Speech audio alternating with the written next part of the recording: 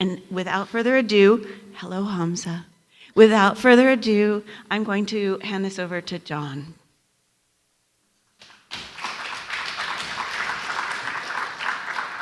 Hello, everybody. I'm so pleased to be here to introduce longtime low-res faculty member and good friend Hamza Walker, our second speaker of the summer. I'm going to start off with a story about my mother. She tells me that I didn't start crawling until after I walked. This is her primary piece of evidence that, and I'm quoting here, I do everything backwards. I've chosen to take that judgment as a license tonight, so I'll be starting my introduction of Hamza with his biography and ending with a poem, a reversal of our standard low-res practice.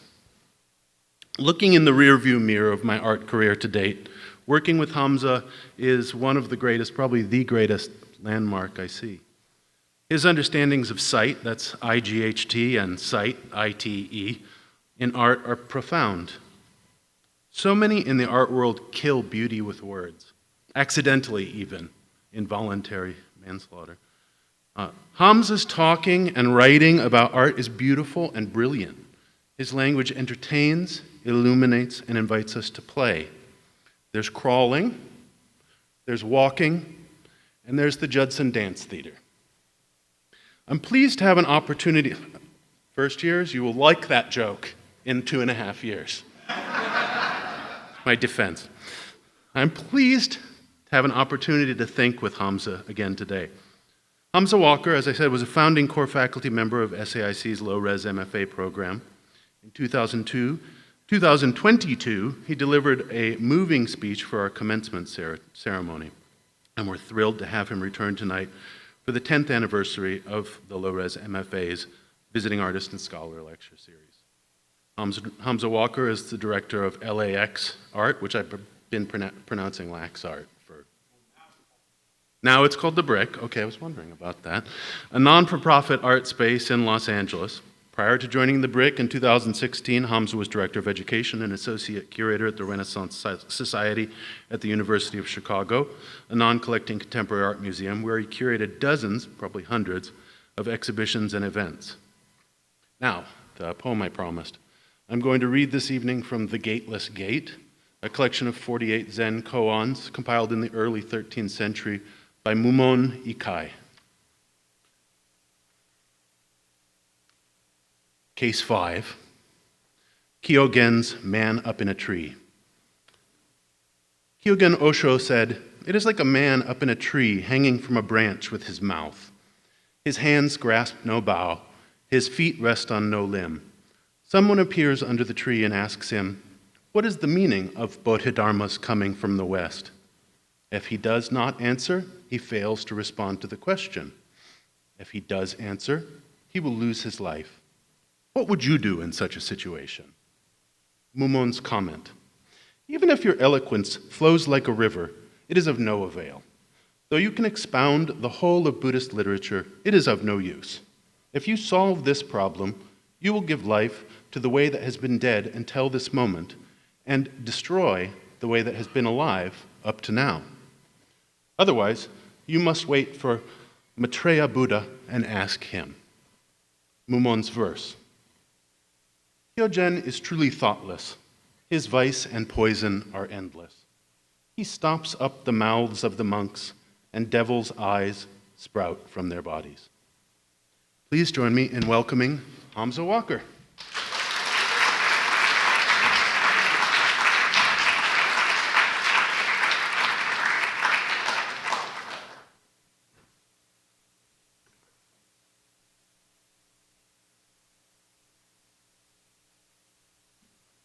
Great.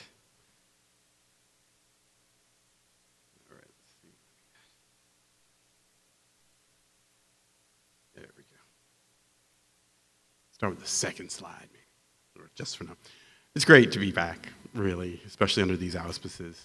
And I have to say, just hearing John, seeing John, this is where I came of age, professionally. And so I feel Like it's the place where hero formation, you know, local H, they would call it. And there are a number of individuals who I still feel, you know, to whom I feel accountable when making decisions and doing things. John is one of them, you know, Greg, you know, and they're in the audience. John, Corbett, Terry, Dawood, Calvin, more than just friends when I think about what they mean to me. And amongst those friends is this program. Greg being a longtime hero, I used to describe the program, or still describe the program, teaching in low res, it kept me honest. By which I mean it stripped away reference points. There was no shorthand in the program, right? Meeting people where they are, wherever they may come from, and having to find a common ground, independent, without those reference points, was such a beautiful task. But I always felt like it kept me sober, in a sense, especially, I guess I'm using all kinds of drug metaphors. First hit is always free. As if it's like an NA program, like an Art Anonymous program or something tonight. For full disclosure, I did have a martini, and I forgot about Chicago martinis. They are like 5, 6, 7 ounces. So we'll see what the evening yields tonight. So a trip down memory lane, that was what this talk was billed as, in part, right? I talked about the rearview mirror. First hit's always free. What inspires me, what keeps me going. And those things all coming from here. But central among them, let's see, how is this doing this? Hang on, I might have to escape for 1 second. Let's see. There we go. Is this one. This is, I mean, you know, many tributaries to this Nile. But if I had to point to something, or a seminal point where my engagement with the arts began, it would be in the capacity of volunteering for South End Music Works immediately out of college. It sort of began while I was in college. Probably the best class that I had, and I attended the University of Chicago in the art history program, was actually my stint at the radio station WHPK, where I was a DJ for upwards of 3 years when I was there as a student, and then sometime afterwards when I came back working at the Renaissance Society. And the cast of characters that was floating around the radio station at the time included Lawrence Rock, Leo Krumpholtz, the founders of South End Music Works. John was in on this. He was there at the founding. Terry, you know. The Nomads of Modern Music. And their first gig was, I think, Roscoe Mitchell solo at Bond Chapel, right? Quite an auspicious gig to begin with. And as a way of revisiting that, we just did Roscoe Mitchell at the Brick, where I work in Los Angeles, a 2-night stint, Monday night, Sunday night, Monday night. So a full 30-year homecoming for me. Literally, I mean, you know, close enough to the day, I think. Anyway, I volunteered for South End Music Works, and volunteering was a key part of how do you get engaged with a community? What is a community? And I don't know, you emerge into one, you stumble across one, you find yourself in one. Where is that gateway? Gateway drugs. Drugs are going to be the theme of the night. So South End Music Works was my gateway drug. And new music was probably the thing that probably was the real engine turning over of events that would keep me, experiences that I would have that I would continue to seek out, let's say. And so that's what I mean by the first hit's always free. What is that experience? What is that arts experience that you have that makes you totally baffled, completely perplexed, but dying for more, right? This is a field for the curious, right? And it is passion-driven. That's my belief about it. At any rate, these are the gigs that I can remember off the top of my head. I dug deep. I'm sure I'll have another set of them tomorrow. At any rate, this is the list of things that I saw between 88 and 92 that were all just drop dead, knockout, amazing gigs. And it was volunteer, right? Volunteer work. And a band of, I guess we call ourselves the Nomads of Modern Music. We may as well call ourselves the Merry Pranksters of modern music. I don't know, either way we want to cut it. At any rate, yeah, so these are, some of you may recognize these names. Some of you may not recognize any of them. But there are some seminal, amazing folks in this lineup. This involved getting the musicians at the airport, getting them to the hotel room, finding them a place to stay. The entire Martin Altena group, minus Martin, stayed at my apartment up on Newport, which included, I remember Peter Van Bergen was one of them, incredible saxophone player, and Walter Vierbos, the trombone player. So that's the beginning of Memory Lane. Fast forward, actually concurrent with this, I worked for the city of Chicago actually, they overlapped. South End Music Works was before I took the job with the city. So 91, 92, there's some 90, 91, 92, there's overlap. I worked for the city of Chicago for the public art program, which is run out of the Department of Cultural Affairs. I was a public art coordinator, and I was responsible for administering the Percent for Art ordinance. So 1.33% of the budget for construction for public buildings is set aside for the purchase and installation, display of works of art. So the city has a collection of, say, a few hundred works, maybe a couple hundred works in its public collection. And the landscape of public art in the city is a mixture of public and private, local, state, and federal government in terms of who owns what. But it's quite a beautiful collection. I was actually brought on to administer the Percent for Art ordinance for a series of branch libraries that were built in the slipstream of the Harold Washington, the main branch, as it was being built. So this is one of the libraries that I was tasked with, the Mount Greenwood Branch Library. So this is the old Mount Greenwood, and this is what it became, for example, right? Wholesale renovation. And it was the Department of Public Works actually had an architecture department at that time. And I can see her, but I can't remember her name. And she did a series of these libraries. So this is the Mount Greenwood one, and she did the identical design for the Hegwish Library. This is also the making of a Chicagoan. I'm not from Chicago. I'm from the East Coast originally. I came here for college. But there is something well beyond being a native, I would say, and I think I hit that point, especially having worked for the man in the literal sense, the daily regime. So a 4-year stint with the city. But these libraries were in neighborhoods all over the city. So my actual knowledge of the geography of Chicago, I know the city better than I want to because of this. So the far southeast side, from Hegwish all the way to Oriole Park, I could probably list the string of neighborhoods that would connect them all. So I had about 7 or 8 libraries maybe, all dispersed, buckshot style around the city.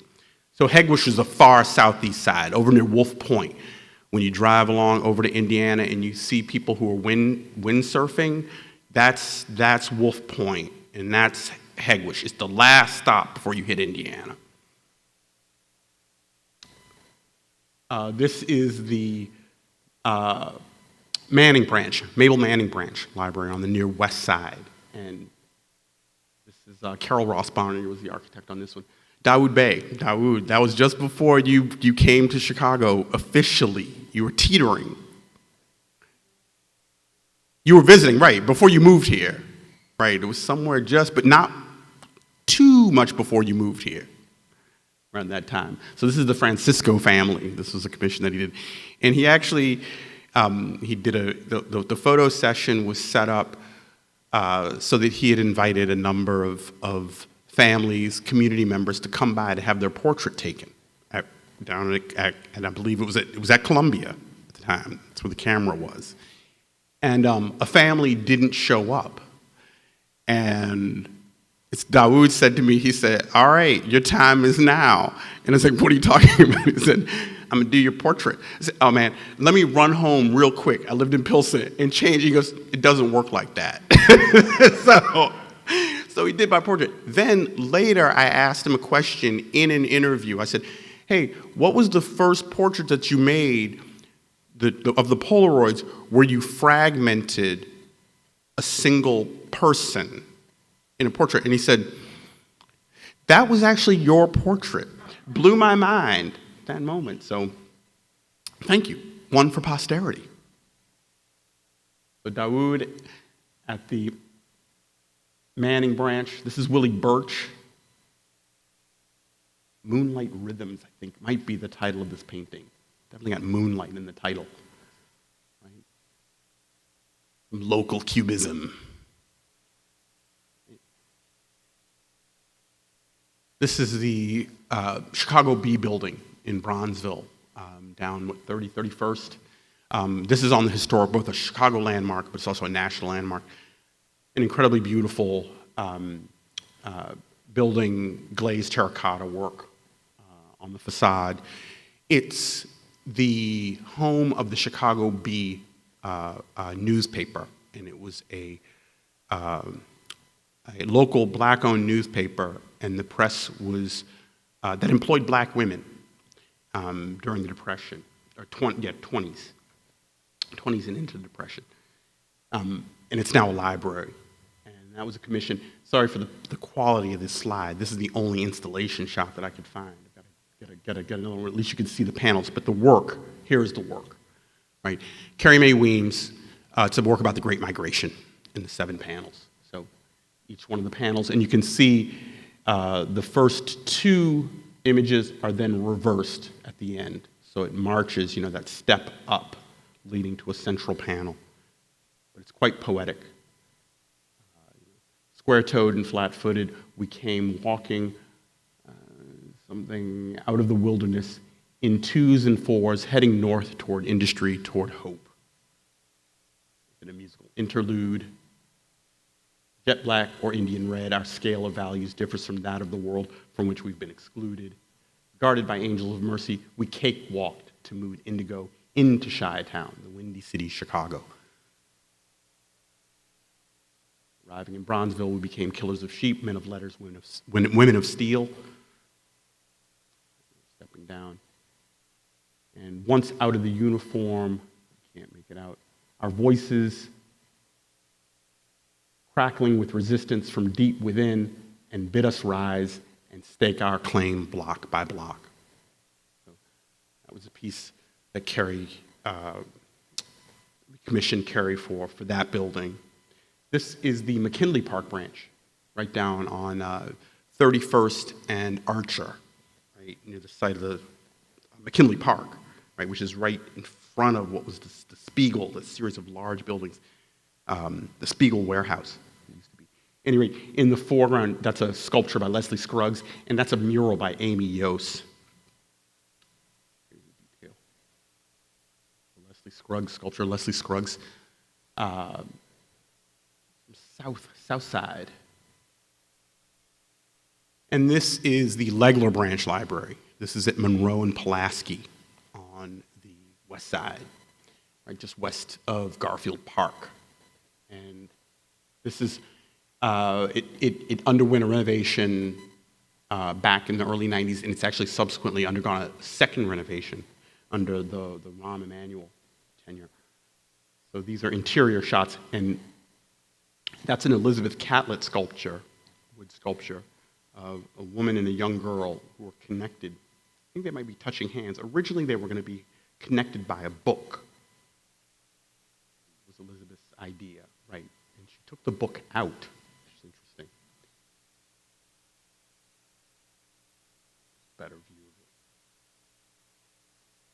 And this is one of the projects of which I'm most proud in terms of, an honor to have worked with Elizabeth. Here's a view of it that only the librarians would have from behind the circulation desk looking up. And just from this view, you can see, and this is a more recent installation view where they've also installed this kind of temporary exhibition called The Veils. I love it, right on top of, in front of the Elizabeth Catlett. I suppose too much of a good thing is wonderful, to quote Mae West. So just up above on the mezzanine level, you can catch a glimpse of this mural by Kerry James Marshall. Right? And I befriended Kerry right literally, the day after he moved here. He told me something that I then exploited. He said, I've always wanted to do an album cover, and I've always wanted to do a children's book. And so when I was running the meetings, and I threw Kerry's name in the ring, and I said, this is the children's library, is right behind this painting. And I said, we'll make him an offer he can't refuse. It's a children's library, and this is something that he'll want to do. And sure enough, that was the case. About 10 feet by 24 feet. Quite a beautiful work. I'll say nothing of Rahm Emanuel's attempt to auction it off. Leave that out of it.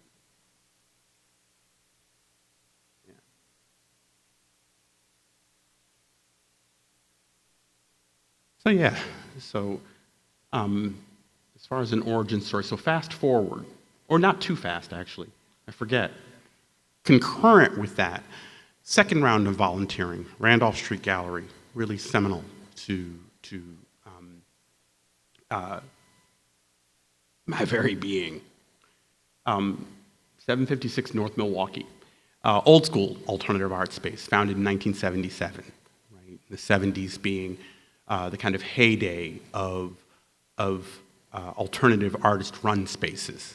Right? You've got to think of that period as a real expansion of artistic practices in some sense, in terms of those things that fall outside of commercial auspices, so well outside of painting and sculpture and drawing, right?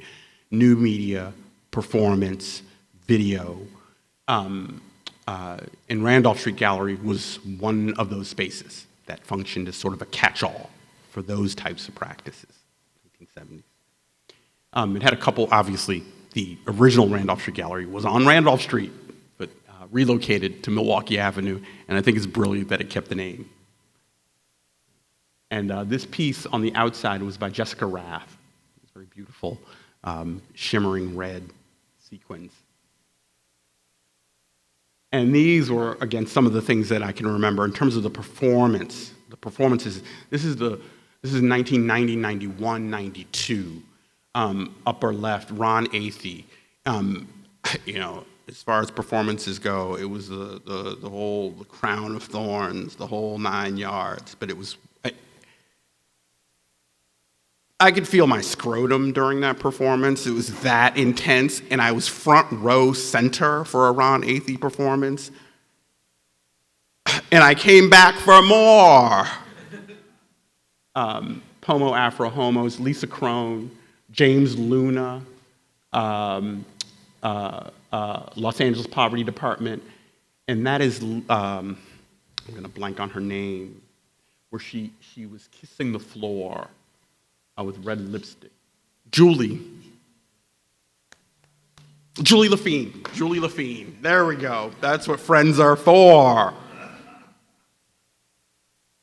There we go, yeah, Spider-Woman Theater, Marlon Riggs, Guillermo and Coco, Year of the White Bear, Danny Tisdale, the Black Museum. Right, so these were just, and it wasn't, I was on the exhibitions committee, right, but it was the performances that were, that were kind of like the live wire for me. It was that they were the ones where I felt like, who are you? That committee and the cast of characters, Joan Dickinson, Matt was on that committee. Lynn and Matthew were on that, and I was just enthralled by what they were doing. And it was also, this is the culture wars, right? So this is late 80s, early 90s. This was a really, it makes, I don't know, I can't even, well, we're there again. Louisiana, just leave it at that. The Ten Commandments thing, by the way. I don't know if you read about it. Oh yeah, here's some more.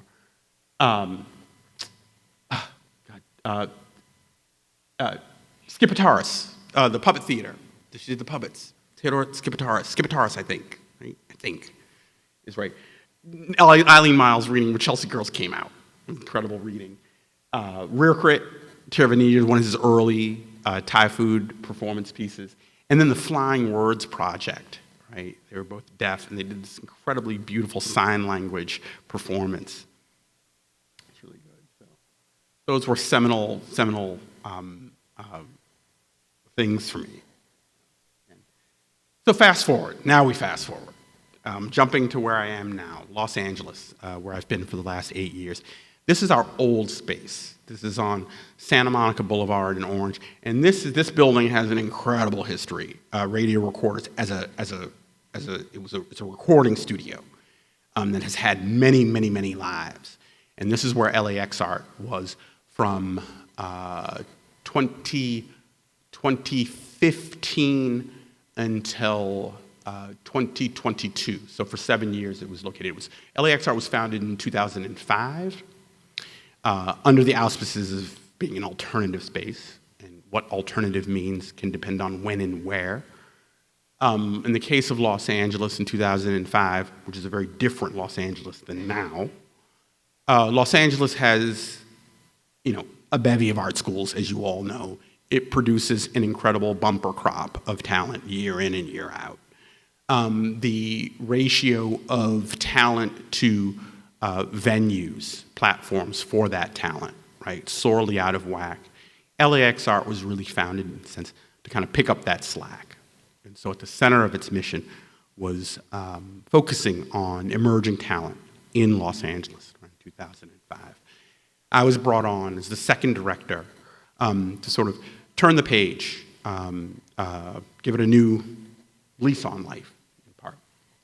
The founding director, Lori, had moved into this building in 2015, and so I took the reins in late 2016, 2017 is when I moved there.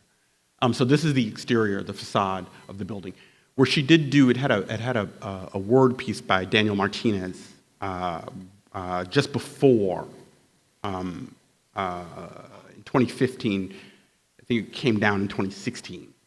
So it was relatively quiet, mute. So to reactivate it was one of the things. So this is a piece that was part of a group exhibition called Reconstitution.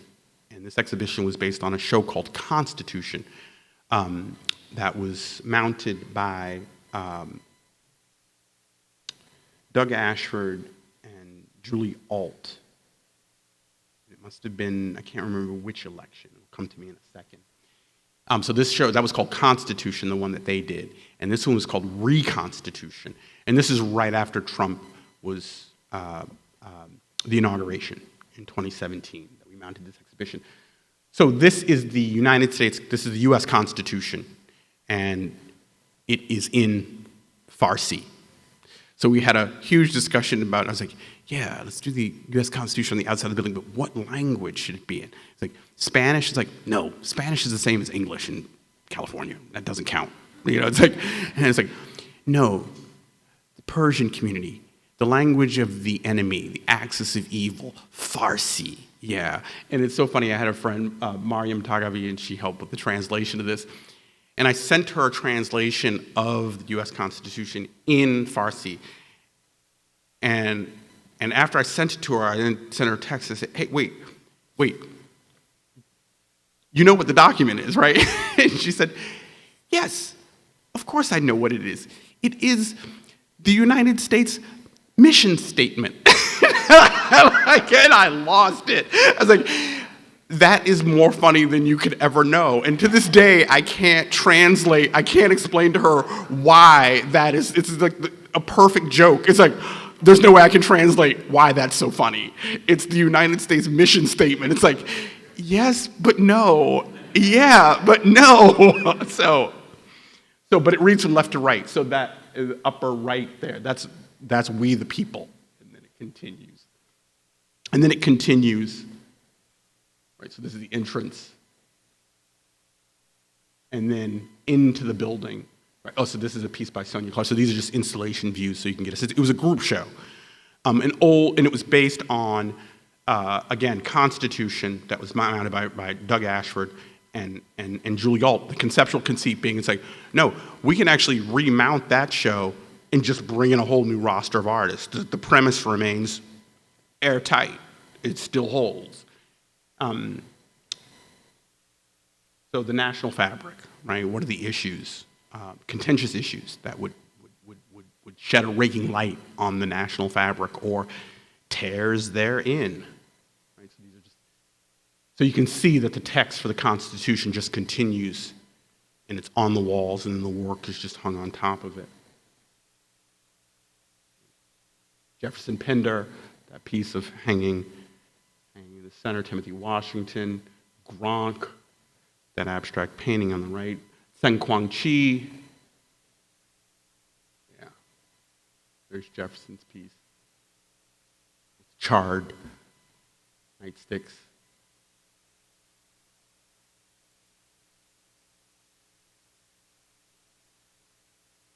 So yeah, the whole fake media. I love this neon piece on the right. I miss Peter Jennings. Love that piece. Yeah, this is Melvin Edwards with the barbed wire and chain piece in the foreground. Peter Saul, Rafa Esparza on the left. Timothy Washington, right, the arguments and debates over the genders in bathrooms. Christina Wang, Mary Ellen Carroll, Edgar Heap of Birds on the left, Brendan Fowler in the foreground, the Pussy Hats, is that what they were called? I can't remember. Catherine, take me on the left.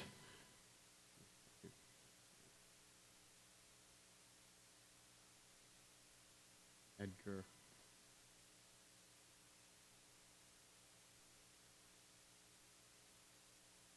John Vo in the foreground. That's a piece from the Statue of Liberty piece that he did. Lawrence Weiner. Dawood's portrait of Barack Obama. Next to a piece of my own keepsake ephemera. It was something that was given to me when I was 16. It's a bag, President Nixon now more than ever. And it's above a photograph, Jeff Davis, a photograph of George W. Bush on the election trail. Mark Taman. So these old-fashioned, and these were for me, professionally growing up with Randolph Street Gallery curating, that meant group shows, right? That I was weaned on it. They only did thematic shows at Randolph Street. They never did monographic exhibitions. So this to me was like, oh, an old school, old-fashioned, like, all right, let's circle the wagons kind of show. So when I first came in, I was just like, all right, gang, wheels up in 10, let's do this. And so this is Peter Saul. And now the piece on the left is Rachel Harrison. And that piece, borrowed from Rachel. I don't know if people remember in 2016, there was a gunman who appeared in the Wexner during Rachel Harrison's show, pulled out a gun and actually fired shots in the gallery before being subdued by the police. I don't know if anybody remembers this event.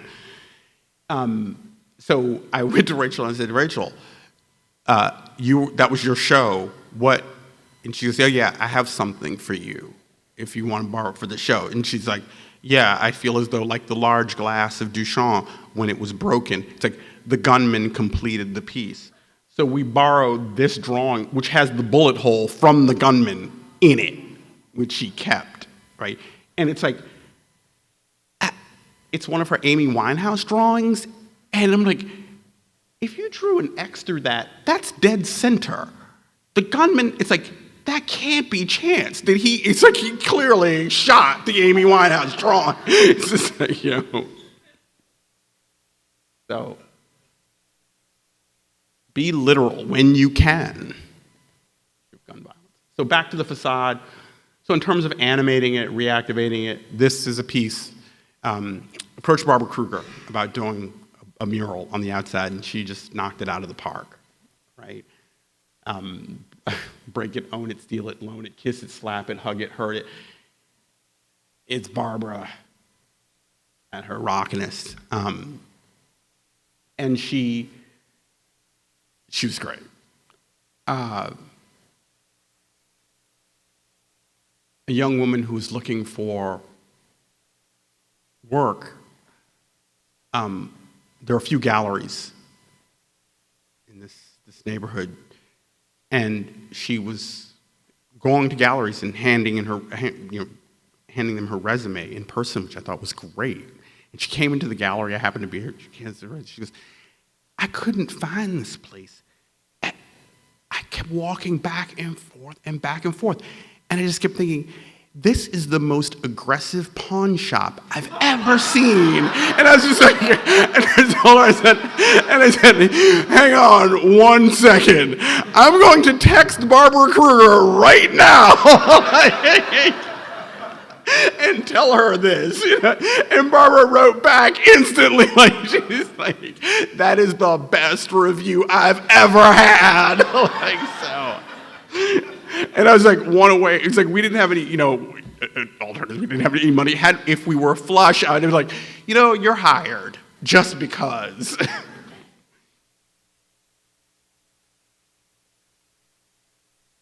So now, to where we are now, and what's front of mind. So this is the building that we purchased 2 years ago.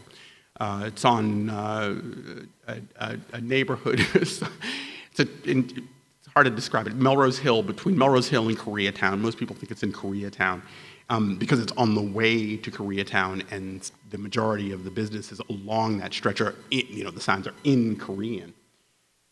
This is a series of furniture showrooms in this particular 3-4 block area. It's Western and Melrose, East Hollywood in Los Angeles. So this is what the building looked like when we purchased it at the time of purchase. And then this is after when they moved out, they actually stripped all the signage off. I was like, wow, okay. This is what we got. Work with it.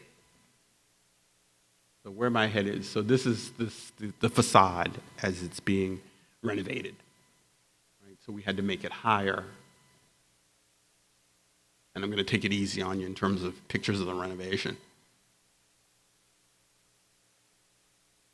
So this is how we transformed the facade. This is after we were done with it. And it's here, it's still curing, as you can see, right? We made it about, I don't know, maybe 8 feet higher than it had been. Not 10 feet, 8 feet higher, I think, than it had been. On the left is a theater that has since moved out, but on the right is a Buddhist monastery. And so this is right as we took possession of the building.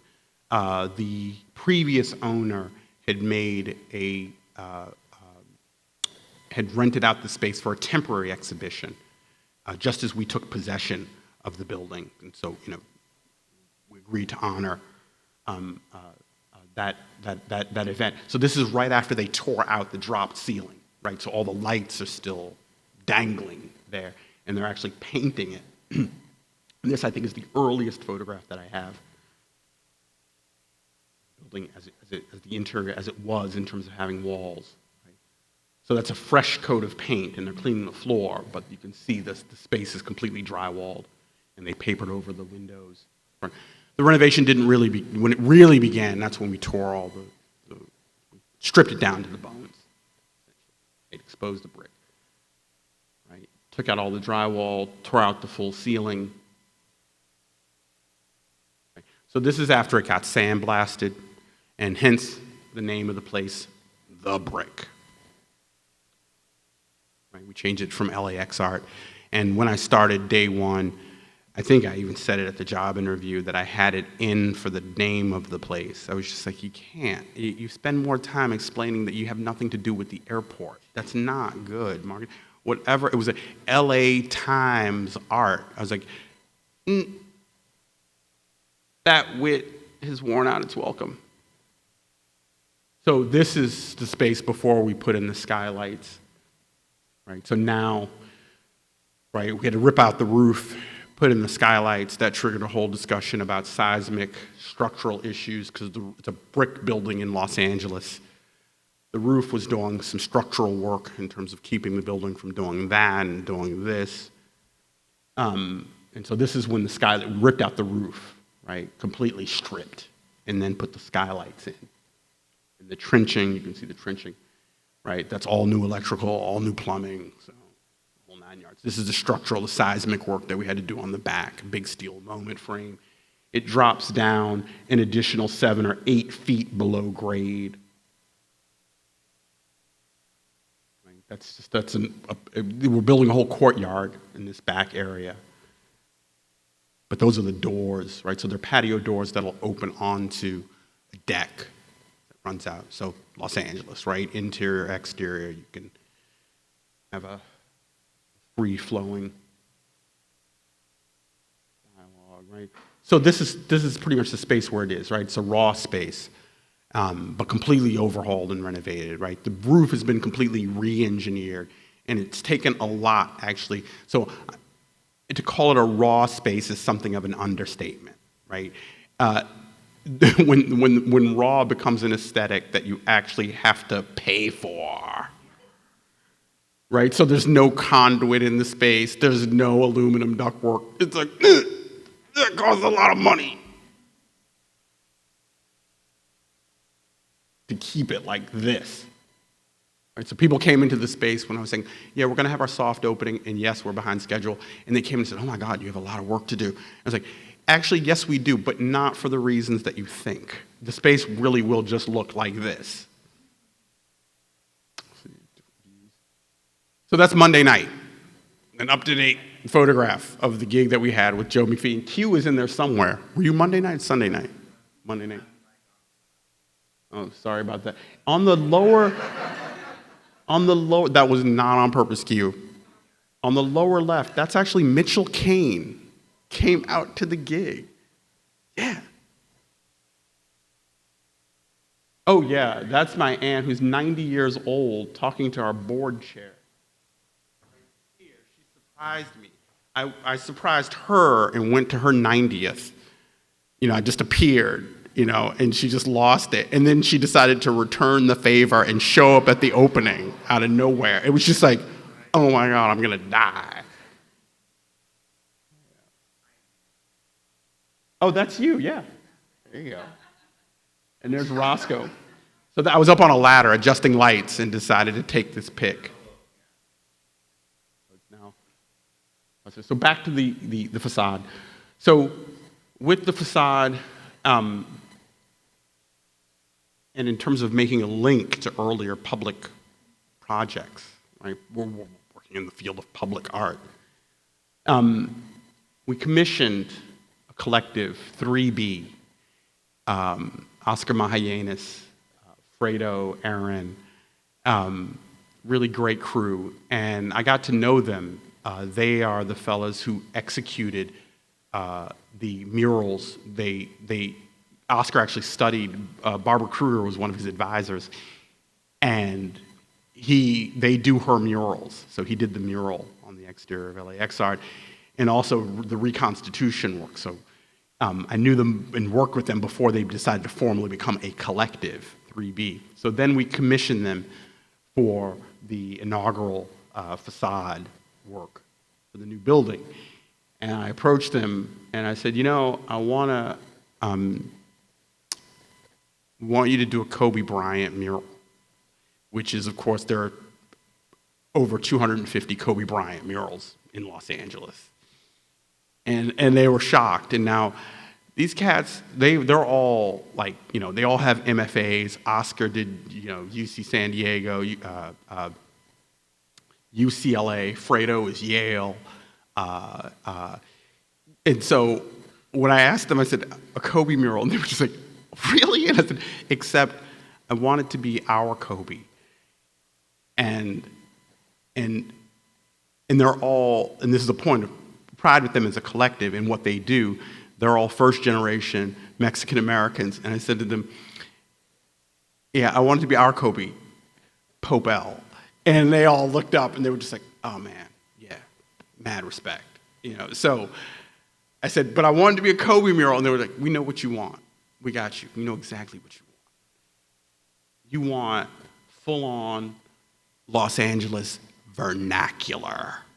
So that is how we decided to inaugurate the space, and that's our shout out to the world. Right? And the hardest part was choosing which quote from, and we went back and forth and back and forth, and I took like a straw poll, like to friends, like which quote? And this was the winner, and it's the one that I was leaning towards. Beneath this sentence is a whole. It's from Whole Theory, right? And so, and it's been so beautifully received in just its first couple weeks,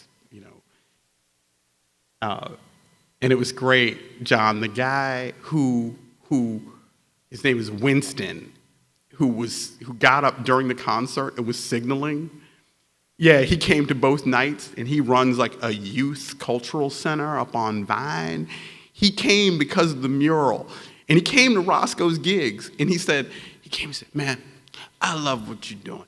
You've got to tell the youth. And it's like, okay, the mural is doing its work. It's like, I love it. We have reduced like what we call the art world to just another community.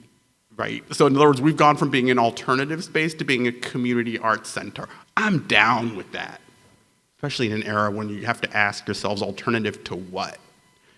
David Warner's right down the street, by the way. This is a burgeoning gallery area. So just to put this mural in perspective, right? Clearing the black building, it's all these like white, facades, stucco, and I was just like, no. No, we want to do a hard left right now. Let's make a statement that that's not where we're going. That's not who we are. So this photograph captures the run going, and David's Warner is the white building in the far left, right? That gleaming white building. And we're next to the Buddhist temple, and I love that the paper lanterns are an extension of the mural. Or the mural is an extension of the paper lanterns. Let me get that right. So, for the sake of time, a couple projects that I'm going to leave out. Free Basin, the skate bowl. And the thing that I'm trying to do, a friend of mine said I'm working on a show at Monuments, and I'll show some slides for that. And he said, well, this is the biggest thing you've ever done. And I was like, and I disagreed. I was like, scale is not the operative. That might be, but that's neither here nor there, because the scale, it actually is consistent, in terms of other things that I've done, or a general mindset about the possibility or potential for exhibitions to function as a mode of public address, in a real sense. On any number of registers. It's kind of funny. So, engagements with not just the field of fine arts, but culture at large is in the wheelhouse. And so, in 2000, I think this is 2000, deciding to do a show about I'm the last person to take on a show about skateboarding, right? But I'm always interested in. That's when I turn to something. When I look at a show and I'm like, I would never do that. And if I say that, that means I should do it, right? And I had a therapist who actually noted that. And it's just like skateboarding, but it comes out of a disappointment with the way that exhibitions approach a given topic. So all the signifiers of skateboarding and all this, I'm not interested in any of that. The thing is like, no. I want the actual skateboarders in the gallery. That's the point. Like the rest of the stuff, graffiti or hip hop culture, like hip hop shows, just I'm not into them. Usually I'm just disappointed by museum exhibitions that want to flirt with whatever, for whatever reason, however, we're going to do a hip-hop show, we're going to do a surfing show, or whatever. It's like, leave culture alone. You know, it's like so much better without you. It's bigger than you. It doesn't need you. You need it for whatever reasons you come up with. So with the skateboarding show, you know, it was kind of crazy. I was like, yeah, and I was drafted into this crazy sculptor collective, Simpark, and I said, okay, I have a project I want to do with you guys.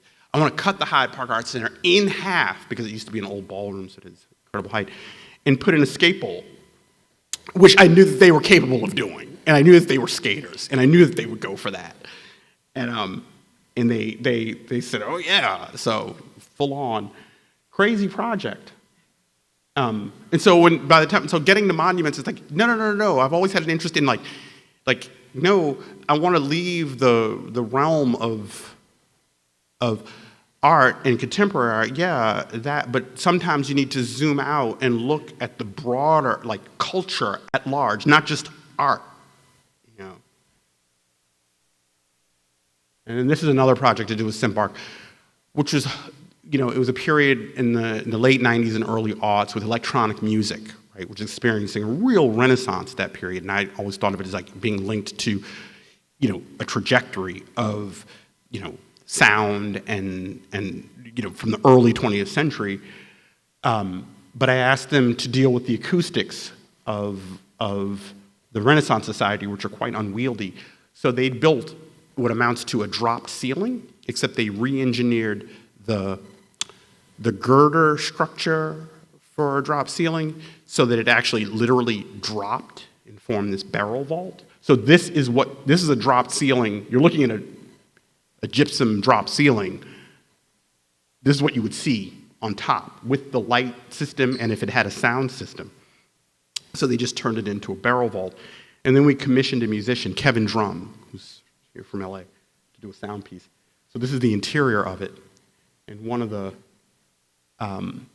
subwoofers were in the bench, which is 72 feet long. But they were the thing they were most proud of, and I love Simpark, was the wood for the bench. It was one piece of re-engineered wood. So it's basically a piece of plywood, laminated veneer lumber, LVL, which they glued together and sanded down. So it was one continuous 72-foot-long plank. Yeah, right. It was really, really beautiful. And no one thought to ask, how did you get this in here? Right? It's the third floor of Cobb Hall, a Gothic building. It's like, you'd have to figure out, it's like, this was actually made in this room. They glued all the wood together, rented a sander, made this plank. And so this is everybody getting their sonic groove on, their sonic high. But at the heart was the idea of, I hated it, you know, headphones, exhibitions with headphones. And some of the exhibitions I'll do will be a response to things like that I don't like, but I want to do a corrective. And so there was a piece and it was in the Whitney, but it was an intervention by an architecture group, Low Tech was the group. And they had these like pods where you lean and you put on headphones. And it's like, no, I hate headphones. I hate headphones in exhibitions. So this is like, if I'm going to do a set of headphones, this is a goddamn set of headphones. It's going to be for 72 people, 72 feet long or whatever. Like, it's like, collectively, the Quonset hut. We will listen together as an experience. So collective reception. So on to monuments. So that was the precursor to this. And let me actually check before John. Oh my God, I'm already at 7. So it's a very simple conceit. A show organized between the Brick, being an older slide, and LA Mocha. It's a show of decommissioned monuments, the core of which are Confederate monuments, shown alongside works of contemporary art. And so these are some of the monuments that we'll be borrowing. We're borrowing 13, 14 monuments from through. That's the curatorial team, Bennett Simpson at MoCA. Kara Walker is on board. We'll do it at the Geffen, which is a 40,000 square foot warehouse in Los Angeles. Background. So 800 monuments. There are over 800 monuments total, right? Those are just Confederate monuments. Only 200 of them have come down. But which 200 is very important, right? So New Orleans, Richmond, those are some of the biggest, right? And those coming down, to no small degree, I would argue, renders the remainder kind of like, The Walking Dead, right? Zombies, essentially, right? We know what they are. We can call them out for what they are. So of the 200, there were roughly 70 that were of interest for a variety of reasons. We put out a call. About 25 municipalities said, okay, we want to hear your case. And 15 of them willing to lend. So again, these are just a sampling of some of the ones that we'll be borrowing. Right? This is background for the exhibition. 2015, Charleston, the church shooting. That's when the call for them to come down began. Right? This is the Mother Emanuel 9. That's when Bree Newsom went up the flagpole. That was the first call that these things have got to go. 2 years later, New Orleans falls. So New Orleans was on board, and they were really touchy about the Lee. But we asked for the Lee, but we were like, the Lee is not that important. Actually, we want the Battle of Liberty Place is the one that we want. Show you the Battle of Liberty Place. These are the 4 that we're getting from Baltimore. This is the Battle of Liberty Place monument. This is the only monument that has engraved on it that it is a monument to white supremacy. And so that photograph, this inscription, it tells the story of the Battle of Liberty Place. A group called the White League overthrew the Louisiana state government. And the federal government, during Reconstruction, the federal government stepped in and said, no, you put the government back into power, which they did. This is 1874. But then in the election of 1876, that government was voted out of office, so the White League felt vindicated. And so the text around the base of the monument tells that story, and this is the last panel, right? But the national elections of 1876 recognized white supremacy in this house and gave us our state. This photograph was taken by Dorothea Lange when she was doing her FSA work in the 30s. And this text wasn't added. The monument dates from, I believe, 1890. And the text was added in 1932, right? And that's when the Klan had the greatest purchase on American political life, right? That text was added. So we're borrowing this one. It's a very storied monument. It's gone down, it's gone back up, it's gone back down, it's gone back up. It's been protested, right? There was a plaque put on, right, in honor of those Americans on both sides of the like both sides. Should sound familiar? Right, so we'll show this crumbled when they took it down permanently. They broke this, show it in tatters. But this is a history of protest surrounding that monument in 1974. Right. So as late as 1985, that monument served as a meeting point. This is for Hitler Fest 1985, right? And the location is the monument.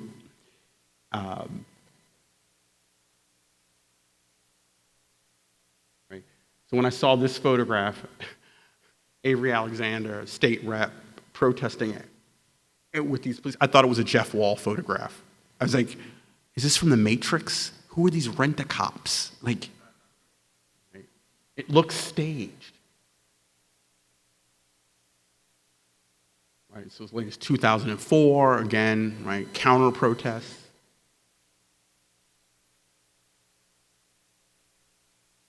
Right, so here, and we'll show it completely dismantled, right? And you can see right here,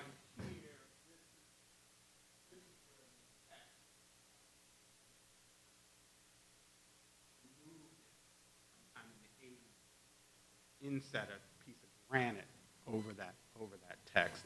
So we commissioned Monument Lab, a group out of Philadelphia, to actually make a documentary, a short film about the life of this particular monument. I'll just stop there, and it's just we're borrowing this from Boston, Emancipation Group. This was taken down because of the representation of the black figure. Archer Alexander is his name, who modeled for this in part. It turns out that he actually made a bid for his own emancipation. And the problem with the Emancipation Group, Frederick Douglass, although he spoke at the inauguration of this, he actually hated this monument, as though, as though freedom is yours to give, as if blacks hadn't been fighting for it. Right? And Archer Alexander had made a bid for his own self-emancipation, but he couldn't get his wife and children out. So he actually ended up being a spy for the Union Army and then had to lay low for the remaining months of the Civil War. He ended up modeling for this. This is such a crazy story. But then it turns out that Archer Alexander, and this alone is the kind of, like in terms of turning over stones about these monuments and the research, it's like, no matter where we are in the debates and the discussions, as contentious as they may be, just pausing, because I think when we deal with these monuments, we deal with them as a category and not in their specificity. Like, who is he, right? What's his story? What's the story here?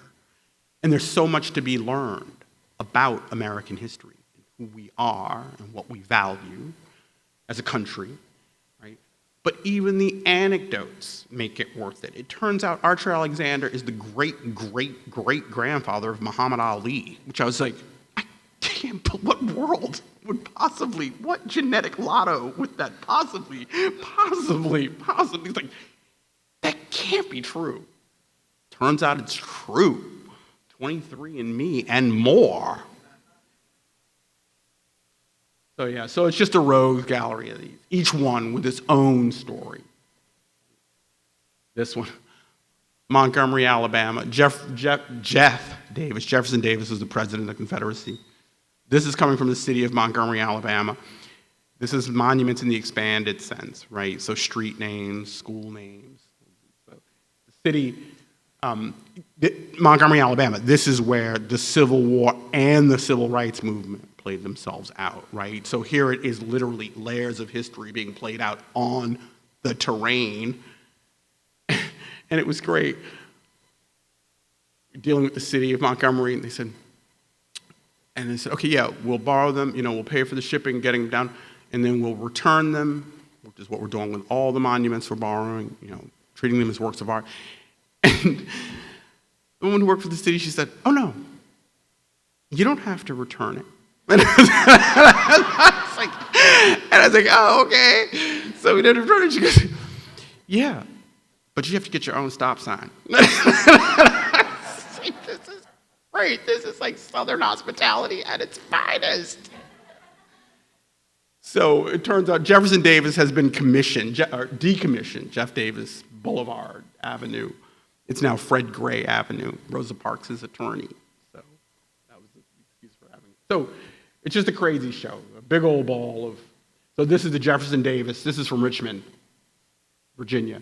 A lot of the monuments that we're showing are in their damaged state, so they reflect 2020, right? They reflect more so than they reflect,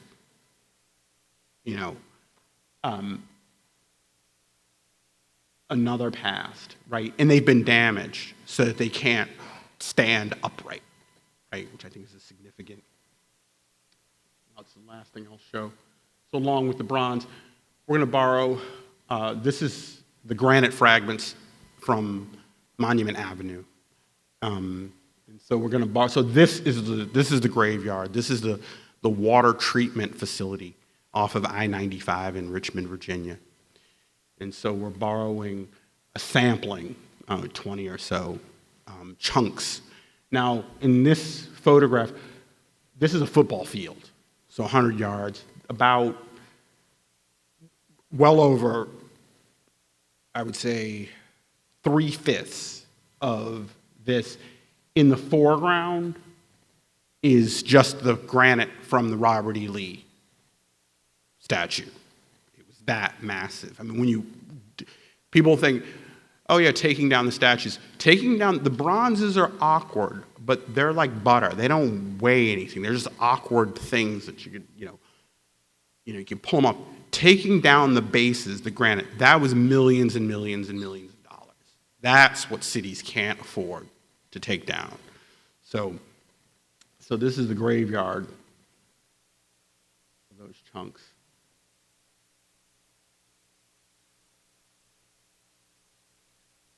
Of this one, black trans women. I'm like, and does any more need to be said? Like, just. Oh yeah, this is the Robert E. Lee. This is from Charlottesville. So this is the Robert E. Lee that the Unite the Right rally. This is what they rallied around. So this is in the Jefferson School of African American Heritage took possession of the Robert E. Lee statue, and they're in Charlottesville. They're hometown heroes, and they have since melted down the Robert E. Lee. And they're going to take the bronze, give it to an artist to make a new sculpture to be unveiled in 2027, right, which is the 10-year anniversary of the Robert E. Lee, of the Unite the Right rally. In the meantime, we asked if we could borrow, and we'd been working with them before, for a minute, before the call was put out to take possession of the two statues in Charlottesville. And so they've agreed to loan us the ingots, the melted down, bars of bronze of the Robert E. Lee. So that'll be in the show. So we'll have that Robert E. Lee in the show in substance, but not in form. So I'll stop there for the Q&A. I'll just leave these up. Answer questions. Yeah.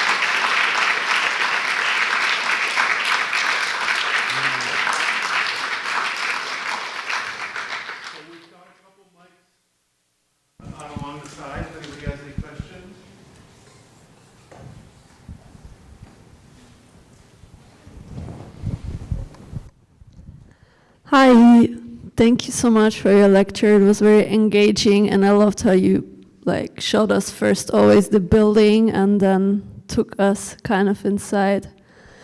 But I have a specific question about Confederate monuments. Actually, on this map, there were these different dots, right? So in these different colors, I don't know what the colors mean.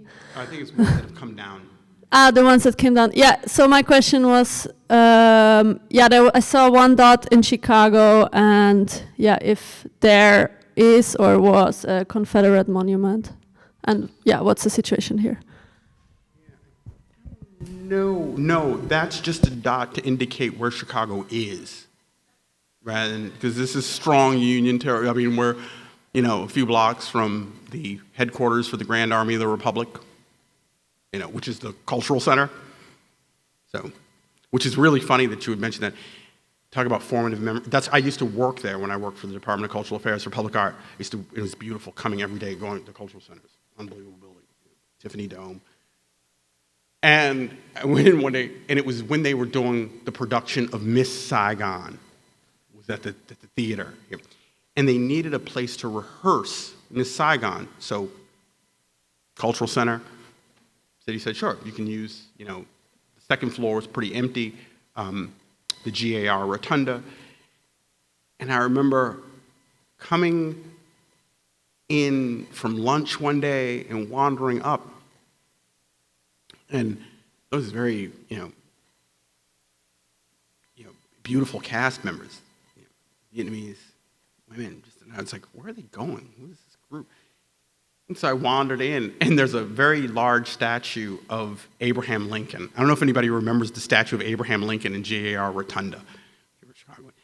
And I happened to spy on one of the rehearsals, and it was the scene where, like, the last helicopter is lifting off from Saigon, and this group of cast members is all gathered around the Lincoln, and the Lincoln represents the helicopter that's lifting off, and they're doing the number that they're singing going around the Lincoln, and it's like, wow, little did I know that this would be part of my future.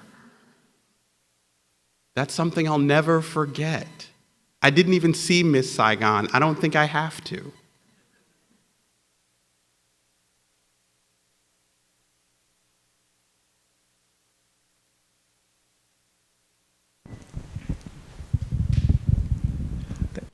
Hi, thanks for sharing information, perspective on those really ambitious projects of creating new spaces, renovating spaces. You know, that seems really interesting and hard and complex work. And I'm wondering about the funding process for that. Yeah. But I'm not going to just ask, you know, how does the funding process work? What I'd like to ask you is, like, from your perspective now, retrospectively, like, what can you tell us that might be surprising, or that you learned, or that's maybe not commonly known about the funding process for those sorts of projects? A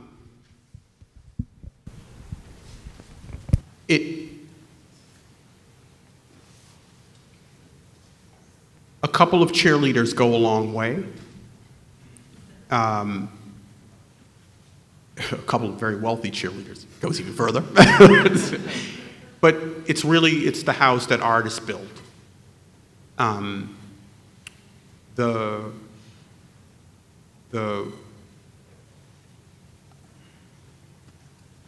lion's share, I mean, a considerable portion of the building price was $3 million.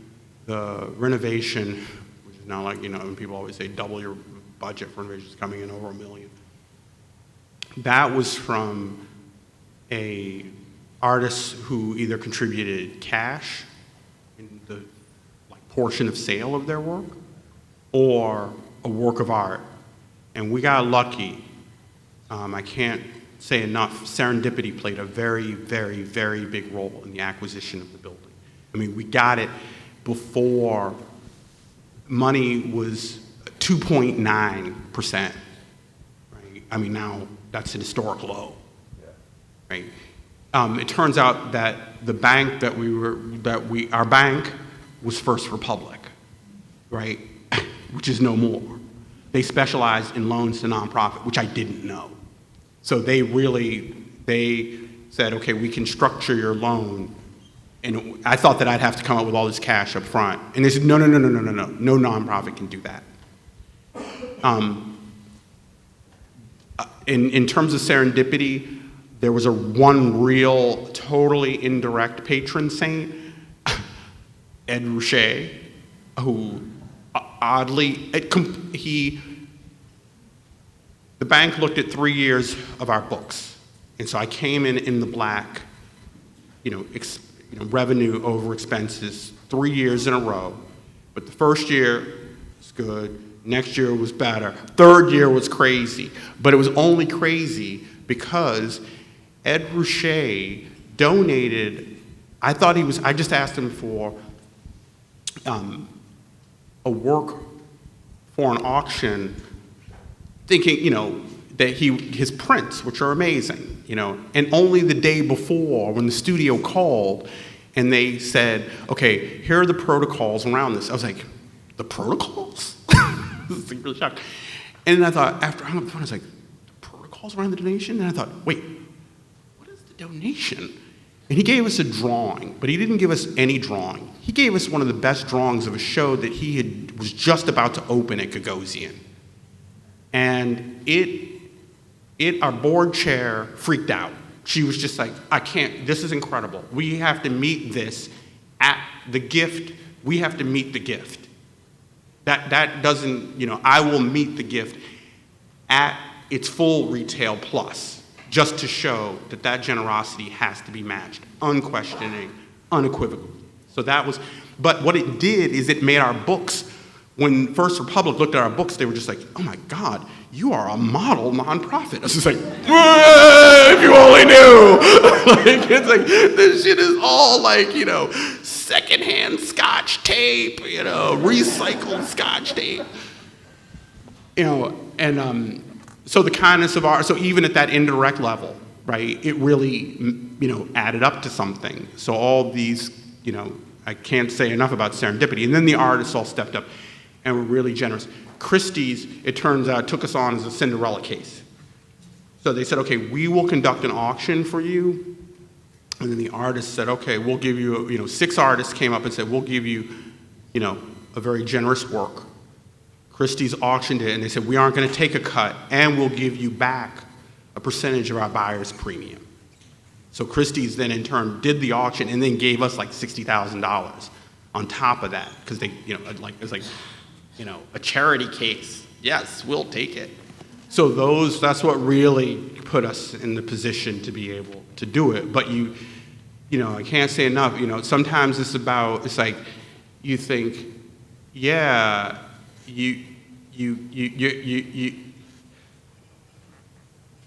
it's like having 2 parts to the equation, right? There can be wind, but if your sails aren't up, you won't catch it. And then you got to have your sails up in order to catch the wind. And I just happen to feel like we got lucky. Our sails were up and we caught the wind, in that instance. But 6 artists that were just extremely generous, and it was irrational market exuberance. So everybody's work came in at like 2 and 3 times the estimated value. So they just took us over the top. So that's really those were the pieces of the puzzle.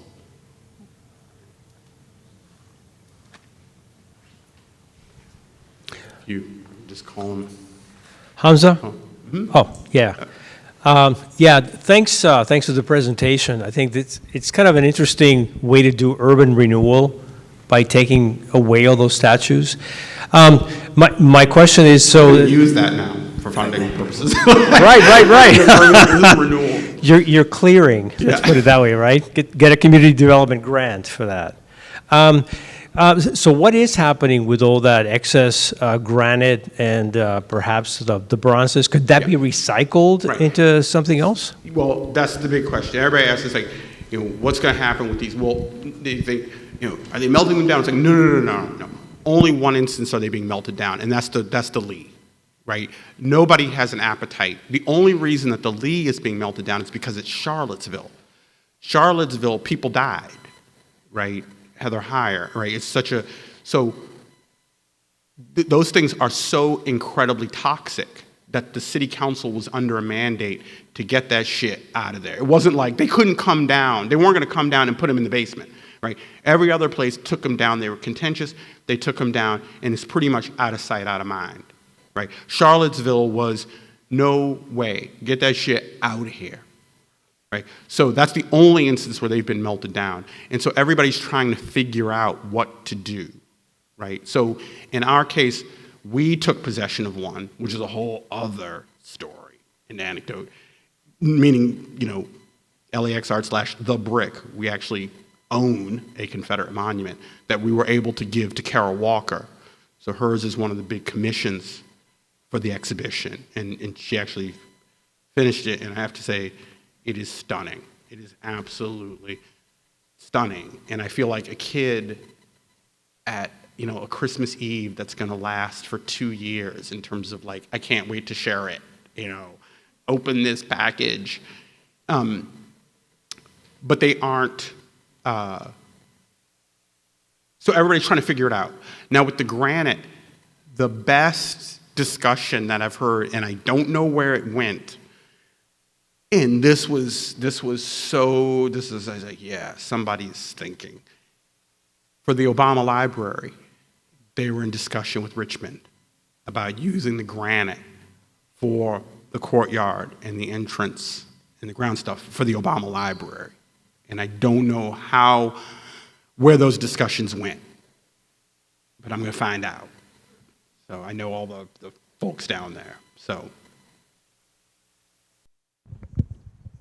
Hi, thanks. But not countertops. which might, I don't know how people would feel about this. Some people would be like, this countertop, would that add to the value of your home? It depends on which state you're in, or I don't know. This could ruin the value of your home.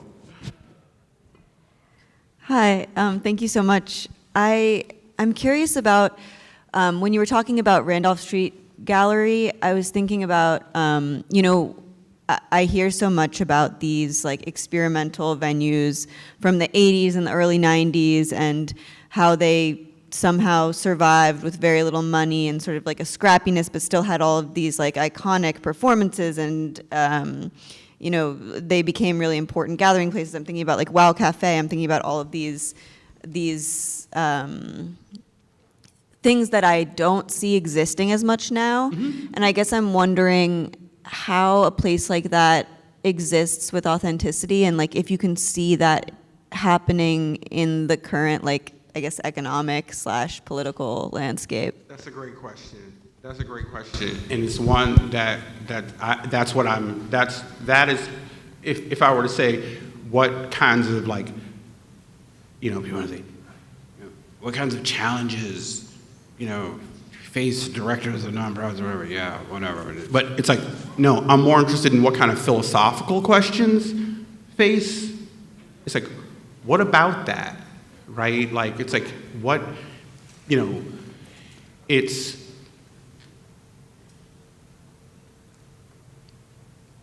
the times change, but there's the life cycle of those organizations and institutions, right?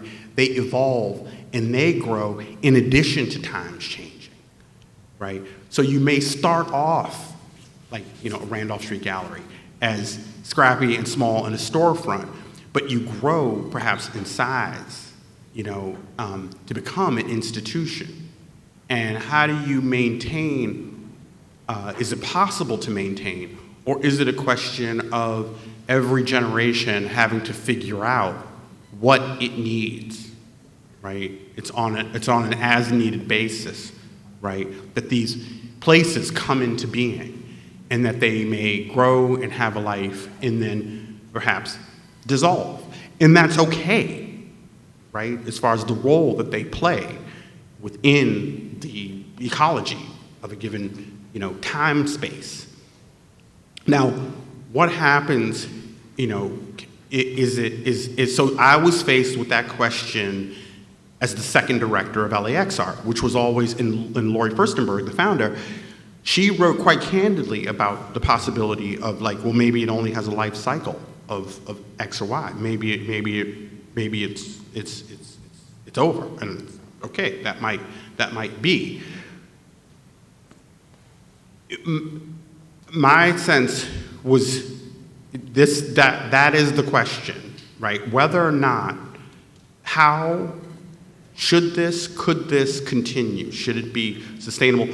or if in making that very bid, you become something else, right? And then, so for me, the question is, what is that something else? That's what I'm contending with, right? What kind of vestigial energies and remnants are still there, and then what are those that are now relinquished or released to another generation, you know, another tier of stuff? Because now, this week,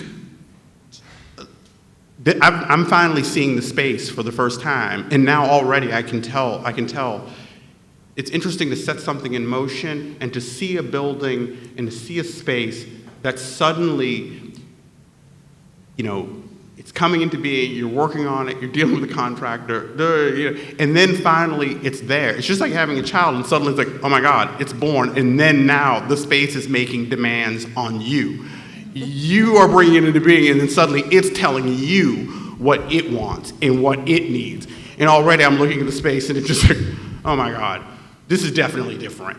It's just bulked up. It's a different animal as a space. Like now, how we negotiate that question remains to be seen. Like, what are we? What do we stand to become?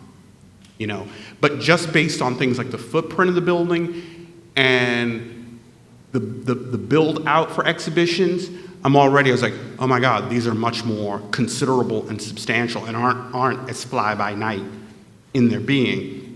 So in spirit, I mean, we might want to try to maintain, you know, a kind of storefront kind of energy in some sense, but in terms of exhibition making and cost and demand, in terms of scheduling, we're suddenly on much more something, not a museum schedule, but a much more, we have to plan more, right? And the resources that go into the exhibitions makes them, you know, a little bit, so whereas having the ability to scale that range, to do big things in a way, in a certain sense, right, all the way down to smaller things, we could definitely do that at the old space. And now looking at this space, I'm like, oh wow, it's gonna be a fight to kind of get back down to that smaller, more, you know, like capillary kind of activity and energy. So that's the challenge going forward. And that question pretty much nails that challenge.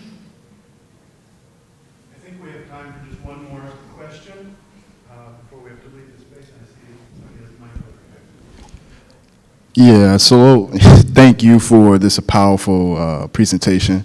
So, you know, lately I've been thinking about the black gaze and like blackness as it relates to time and space. And so throughout your slides, I've been seeing how, or thinking about a site on a conceptual level. My question, I guess, just by looking at the murals, the signage being taken down, the monuments and the way you juxtapose the monuments, I'm thinking about, well, I want to hear what your impressions are when it comes to, do you think that site influences the environment, or does the environment influence site? Because you deal with site in many different ways. You mean like vision, like sight is in seeing? Correct.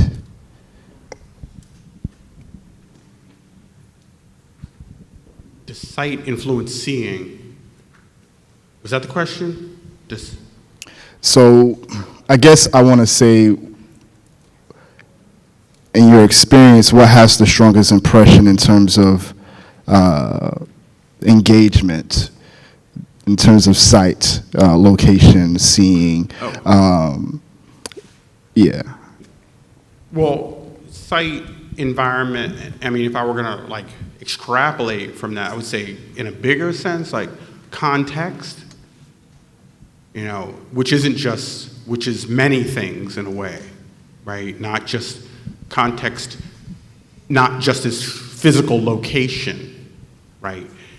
But a set of coordinates for understanding, right? Or context as it tempers how we see something, right? And that context might be the location, that context might be something, you know, something else, but it's a set of points, right? Whether they're intellectual, physical, psychological, but I would say in that regard, context is everything. So with something like the monuments, one of the questions was a couple people offered locations. A real estate developer for downtown Los Angeles said, hey, this show looks incredible. I own the lot next to Staples Center, and nothing's going to happen to that lot in the foreseeable future. If you want it, it's yours. And I said, Kevin, that's really sweet, but that's too close. I don't want the monuments seen outdoors. That's too close to their initial and original context. I said, the part of the show has to do with their kind of radical decontextualization. And I'm going to say radical in the sense, like radical enough to the point where you don't, like, ideologically radical in a sense. And by ideologically radical, I mean it becomes the air you breathe, or something is done in a way that you don't even question it. So the first move, I said, no, they can't be shown outdoors. They need to be shown indoors as a way of radically decontextualizing them and defamiliarizing, right? Because usually they're up on a pedestal, they're outdoors, to the point where we don't even care who the figure is. We just see it as a categorical entity, right? So this is about taking it off of that, bringing the thing down on the ground plane, which is huge. When you deal with them and they're on your ground plane, then that re-monumentalizes them, which is kind of scary. But not only putting them indoors, but also let alone on the grounds of contemporary art, right? So what does it mean to look at these things and make them accountable to the present, right? So where they're being shown as another form of context, not just any old indoor space, not just a warehouse space, right?